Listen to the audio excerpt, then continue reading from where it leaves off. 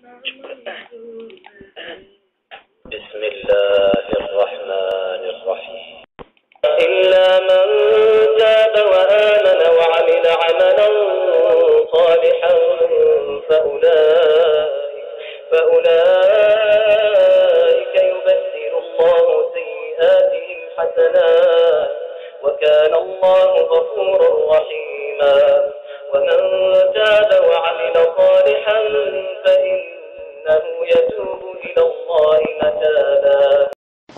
السلام علیکم ورحمۃ اللہ وبرکاتہ. الحمد للہ وسلام علی عبادہ الذین اصطفیٰ. اشہد ان لا الہ الا اللہ وحدہ لا شریک لہ واشہد ان محمدا عبدہ ورسولہ. اللہم صل علی محمد النبی الامی وازواجہ امہات المؤمنین وذریتہ واہل بیتہ کما صلیت علی آل ابراہیم انک حمید مجید. اعوذ باللہ السمیع العلیم من الشیطان الرجیم من حمزہ ونفخہ ونفثہ. بسم اللہ الرحمن الرحیم. وعباد الرحمن الذین یمشون علی الارض ہونا وإذا خاطبهم الجاہلون قالوا سلاما والذین یبیتون لربهم سجدا وقیاما والذین یقولون ربنا اصرف عنا عذاب جہنم ان عذابها كان غراما انها ساءت مستقرا ومقاما والذين اذا انفقوا لم يسرفوا ولم يقتروا وكان بين ذلك قواما. بھائیو، جیسا کہ آپ احباب نے موضوع کا عنوان سماعت فرما لیا کہ موضوع کا عنوان ہے مومن کے اوصاف. اللہ احکم الحاکمین نے قرآن کریم میں مختلف صورتوں میں مومنوں کے اوصاف بیان فرمائے ہیں، جیسا کہ سورۃ المومنون کے شروع میں فرمایا قد افلح المومنون الذین هم فی صلاتہم خاشعون. 8 صفتیں اللہ تعالیٰ نے مومنوں کی بیان فرمائی. آخر میں فرمایا اولئک هم الوارثون.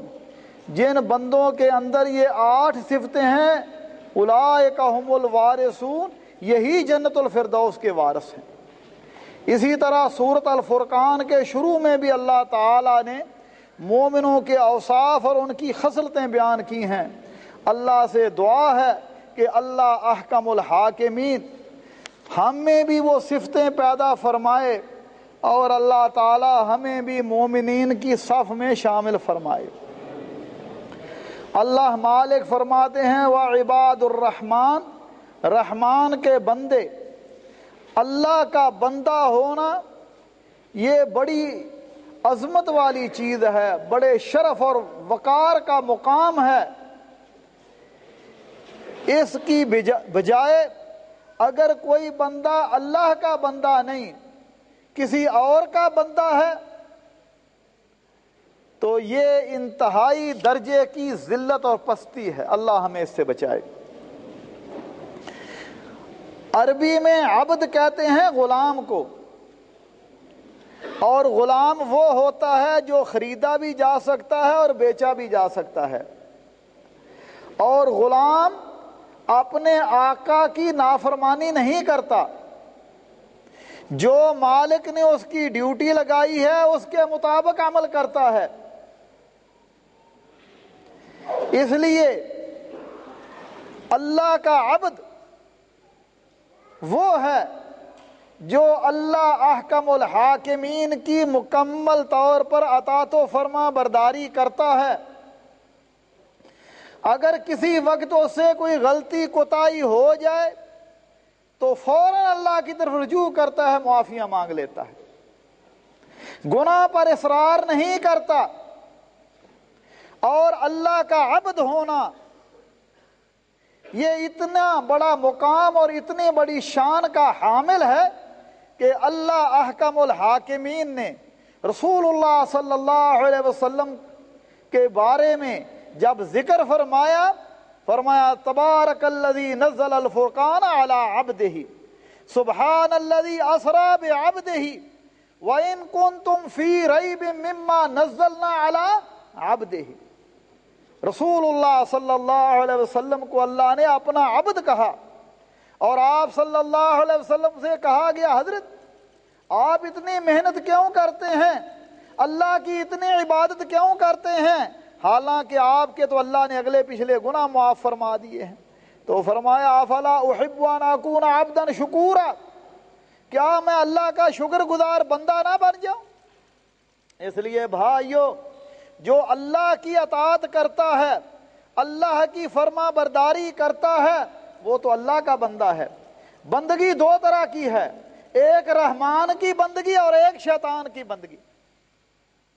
جیسا کہ ابراہیم علیہ السلام نے اپنے والد سے کہا تھا یا ابت لا تعبد الشیطان ان الشیطان کان للرحمن عصیا، میرے پیارے ابا جان شیطان کی عبادت نہ کیجئے، اس لیے جو بندہ رحمان کی عبادت نہیں کرتا، اللہ احکم الحاکمین کی عبادت نہیں کرتا، تو وہ شیطان کی عبادت کرتا ہے۔ اس لیے اب بندے بھی کئی طرح کے ہیں، کچھ بندے خواہشات نفس کے پیچھے لگے ہوتے ہیں، جو دل نے کہا اسی پر چل رہے ہیں۔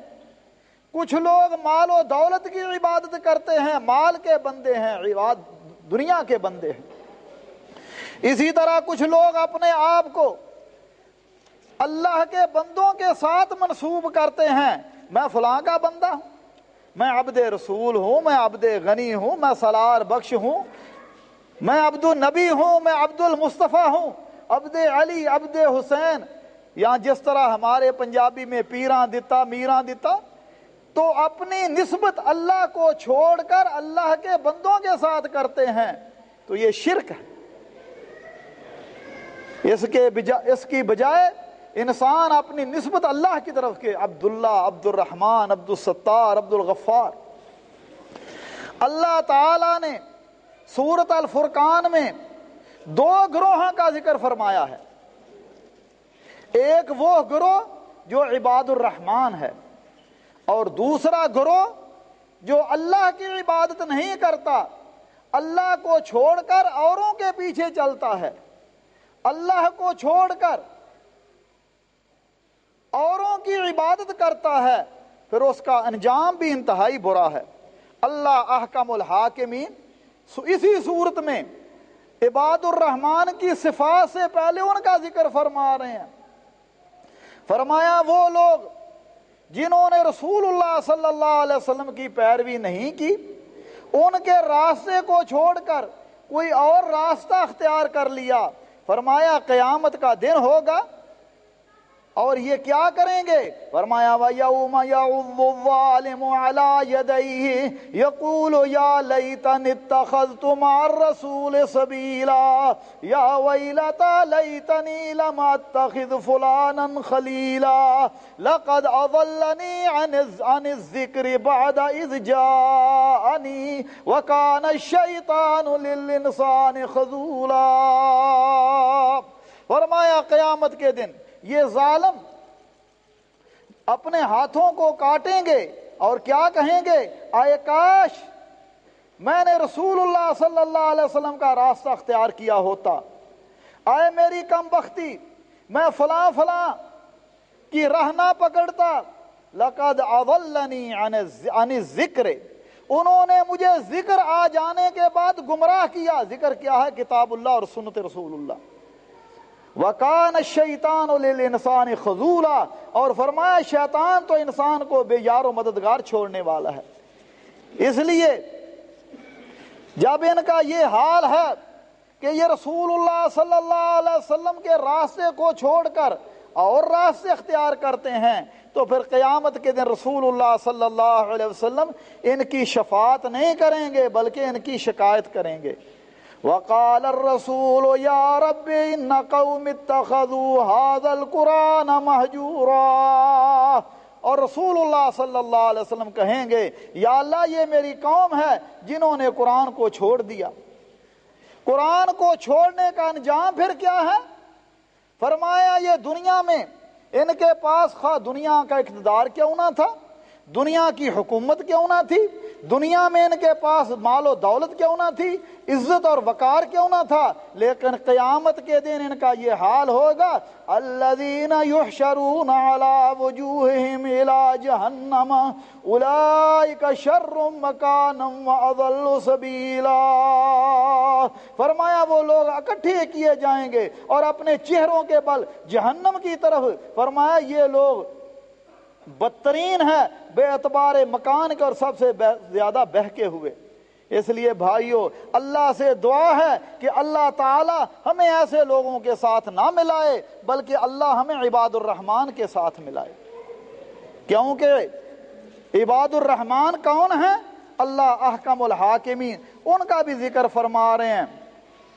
فرمایا وعباد الرحمن الذین یمشون علی الارض ہونا واذا خاطبهم الجاہلون قالوا سلاما۔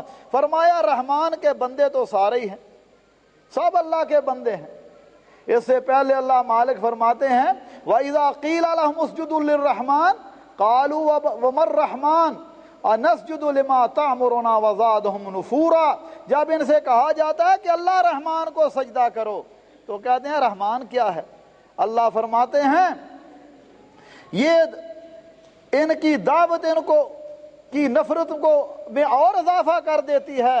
تو میرے بھائیو اللہ رحمان کے سارے ہی بندے ہیں، سب کو اللہ نے پیدا کیا، کافروں کو بھی اللہ نے پیدا کیا، مومنوں کو بھی اللہ نے پیدا کیا، لیکن مومن جو ہیں انہوں نے رحمان کو پہچانا، اللہ احکم الحاکمین کو پہچانا اور مالک کی عبادت اور اطاعت کی، اس لیے اللہ تعالیٰ نے ان کے اندر اپنی صفات کو رکھ دیا۔ اور جو کافر ہیں انہوں نے اپنے مالک کو نہیں پہچانا بلکہ وہ خواہشات نفس کے پیچھے چلتے رہے، اللہ کو چھوڑ کر اوروں کی عبادت کرتے رہے۔ لہذا اللہ احکم الحاکمین ان دو نمونوں کا ذکر فرما رہے ہیں۔ فرمایا عباد الرحمن یمشون علی الارض ہونا، زمین پر نرمی کے ساتھ، زمین پر عاجزی کے ساتھ، انکساری کے ساتھ چلتے ہیں، نرم چال چلتے ہیں۔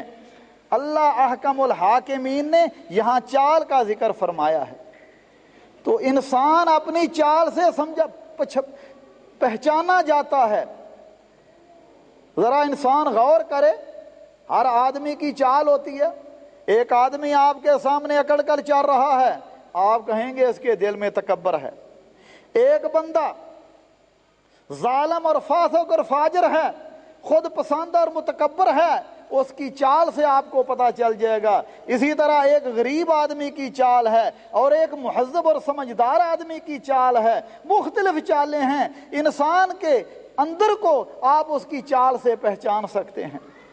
اس لیے فرمایا جو میرے بندے ہیں وہ تکبر کے ساتھ نہیں چلتے اور نہ ہی بیماروں کی طرح، مریضوں کی طرح چلتے ہیں۔ بعض لوگوں میں عادت ہوتی ہے کہ وہ ایسی ریا کے طور پر اپنے آپ کو زیادہ بنانے کے لیے، اپنے آپ کو بڑا بنانے کے لیے ایسی چال بنا لیتے ہیں کہ جس سے مسکینی ٹپکتی ہے، حالانکہ مومن جو ہیں وہ ایسی چال چلتے ہیں جس میں نہ ہی ریا اور دکھلاوا ہوتا ہے اور نہ ہی تکبر اور تفاخر ہوتا ہے۔ فرمایا ان کی چال کا اثر ان پر ہوتا ہے۔ اور اسی طرح اللہ احکام الحاکمین